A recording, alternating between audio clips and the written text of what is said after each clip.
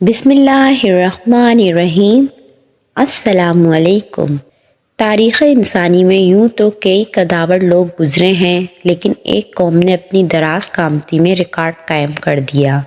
یہ قوم عاد تھی، جس کے سب لوگ بہت بڑے ہیکل کے مالک تھے۔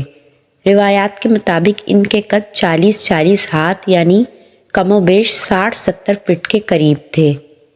انہیں اپنی قد آوری پر بڑا ناز تھا، کسی کو خاطر میں نہیں لاتے تھے۔ ان کی بد دماغی اور اجتماعی بیرا روی کو دیکھتے ہوئے اللہ تبارک و تعالیٰ نے ان کی طرف اپنا ایک پیغمبر مقرر کیا، جس کا نام ہود تھا۔ حضرت ہود علیہ السلام نے ان لوگوں کو اللہ کا پیغام پہنچایا، توحید کا درس دیا، شرک اور بت پرستی سے منع کیا اور غلط کام چھوڑ دینے کا حکم دیا، اور اپنی اطاعت پر آمادہ کرنے کی کوشش کی، مگر اس نافرمان قوم نے نبی پر دیوانگی کا الزام لگا دیا اور اس کی بات ماننے سے انکار کر دیا۔ قوم عاد عرب کی قدیم ترین قوم تھی۔ ان کی شوکت و حشمت ضرب المثل تھی، پھر دنیا سے ان کا نام و نشان تک مٹ جانا بھی ضرب المثل بن گیا۔ قرآن کے مطابق اس قوم کا مسکن احقاف کا علاقہ تھا، جو حجاز، یمن اور یمامہ کے درمیان واقع ہے۔ یہیں سے ان لوگوں نے پھیل کر یمن کے مغربی ساحل سے عراق تک اپنی طاقت کا سکہ روا کر دیا۔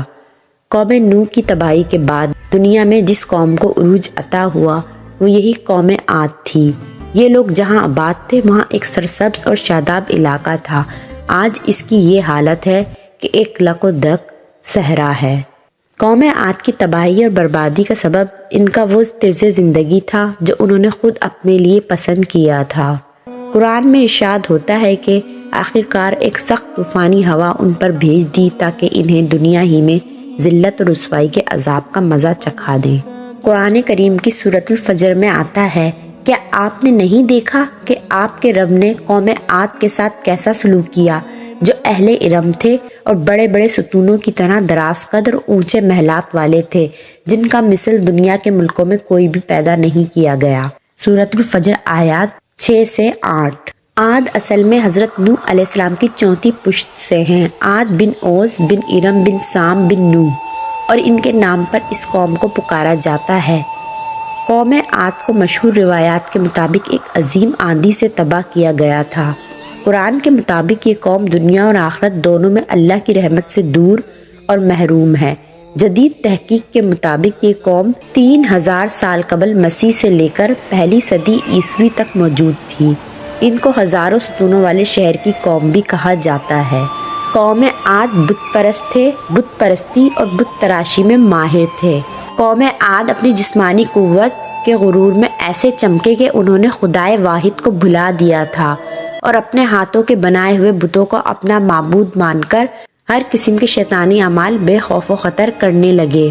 حضرت ہود علیہ السلام نے ان کو لاکھ سمجھایا کہ لوگوں میں دیوانہ نہیں ہوں، مگر اللہ کی طرف سے مجھے مامور کیا گیا ہے۔ میری بات مان لو، کامیاب ہو جاؤ گے، اور اگر تمہاری سرکشی اور نافرمانی کا یہی عالم رہا تو عذاب الہی میں مبتلا ہو جاؤ گے۔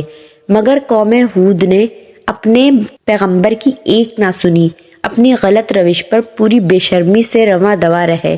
ان کی ہٹ دھرمی اور ڈٹائی اور بھی بڑھ گئی، یہاں تک کہ پیغمبر برحق کو دھمکیاں دینے لگے۔ لاکھ سمجھانے بجھانے کے باوجود بھی جب قوم کی سرکشی کم ہونے کے بجائے بڑھتی چلی گئی تو اللہ تعالیٰ نے آخرکار اس قوم کی بربادی کا فیصلہ فرما دیا۔ ان قد آوروں کی تباہی بھی بھرپور عبرت کا درس لیے ہوئے ہے۔ واقعہ یہ ہے کہ مالک کائنات نے تیز آندھی چلا دی، ایک ایسی باد تند جس نے ہر چیز کو زیر و زبر کر کے رکھ دیا۔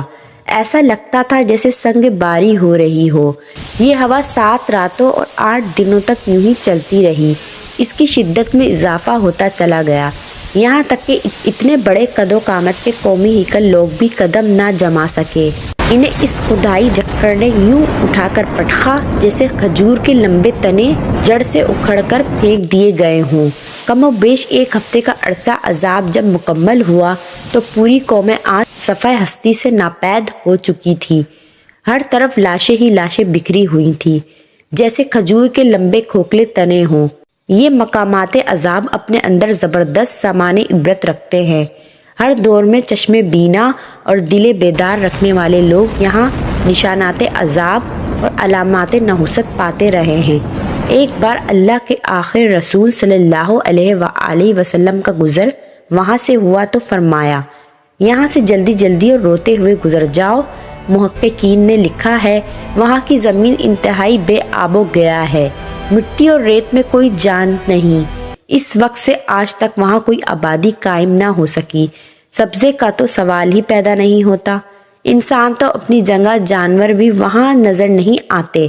اللہ ہمارے اور سب انسانوں کی نافرمانی اور اس کے نتیجے میں عذابات کے فیصلوں سے حفاظت فرمائے، آمین ثم آمین۔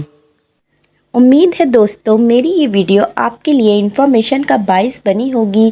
انشاءاللہ تعالی نیکسٹ ویڈیو انفارمیشن کے ساتھ حاضر ہوں گے۔ تب تک کے لیے اللہ حافظ۔